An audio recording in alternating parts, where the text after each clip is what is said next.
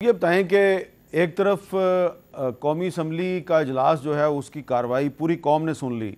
उसमें यह कहा गया जी कि अगर सुप्रीम कोर्ट हमसे कौमी असम्बली का रिकॉर्ड मांगेगी तो हम नहीं देंगे, बल्कि नूर आलम खान साहब ने कहा मैं तो रजिस्ट्रार सुप्रीम कोर्ट के वारंट गिरफ्तारी जारी करूँगा। दूसरी तरफ जो आज सुप्रीम कोर्ट का तहरीरी हुक्म आया उसमें अटॉर्नी जनरल से कहा गया जी कौमी असम्बली का रिकॉर्ड जमा करवाएँ। तो सीधा सा सवाल है, क्या हुकूमत कौमी असम्बली का रिकॉर्ड सुप्रीम कोर्ट में जमा करवाएगी? दो चीजें अमीर साहब, मैंने आपने इंट्रो में जो बात की मैं उसकी थोड़ी सी वजाहत कर दूं।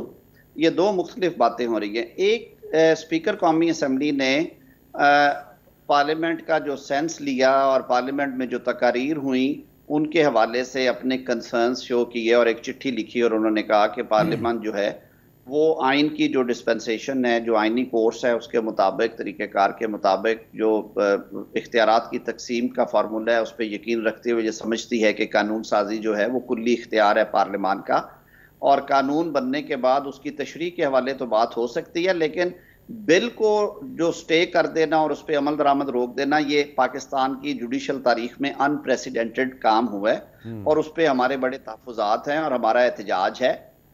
उस हवाले से एक पैगाम आया था मीडिया के जरिए कि जो तकारीर हैं, स्पीकर के खत की जो वजूहात हैं, वो उनका रिकॉर्ड जो है वो फराहम किया जाए। अच्छा, ये जो 8 रुकनी बेंच है जो कि supreme court procedure practice and procedure अब एक्ट बन चुका है 2023, उसके बाबत जो हेयरिंग कर रहा है, उसमें उन्होंने अटॉर्नी जनरल से कहा है कि ये कानून साजी के हवाले से जो स्टैंडिंग कमेटीज में और फ्लोर पे कानून साजी के हवाले से जो बात हुई है वो मिनट्स जो हैं हमें फराहम किए जाएं। वो मेरे ख्याल में अटॉर्नी जनरल साहब भेजेंगे स्पीकर साहब को ड्यू कोर्स में। उसमें डिसीजन स्पीकर साहब का होता है, वो कस्टोडियन है हाउस के और चेयरमैन सेनेट का।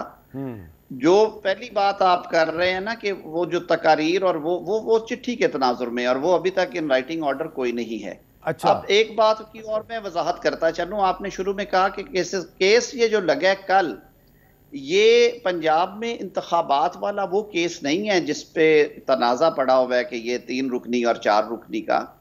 ये जो CP9 आई है, वो जो सरदार काशिफ साहब हैं जिन्होंने फाइल की, शाखावर साहब एडवोकेट हैं जिसमें, हाँ हाँ, जिसमें उन्होंने एक कंसर्न सिटीजन के तौर पे ये इस्तदा की सुप्रीम कोर्ट से कि आप कोई ऐसी तदबीर करें कि मुल्क में इस वक्त इकोनॉमिक और पॉलिटिकल स्टेबिलिटी की ज़रूरत है, तो इंतखाबात कंजीनियल माहौल में हो जाएं और इकट्ठे हों 1 तारीख पे।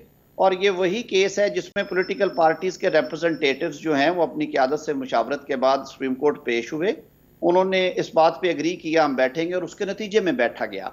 इसीलिए वो सिर्फ जो बैठक है, जो मुज़ाकरात हैं, उसकी हद तक रिपोर्ट जो है वो दोनों फ्रीकैन रखना चाहेंगे। अगर ये जैसे PTI ने रखी है या हुकूमत की तरफ से अगर रिपोर्ट जाती है या कोई इतला जाती है तो वो अटॉर्नी जनरल साहब बताते हैं, तो वो उस हवाले से होगा।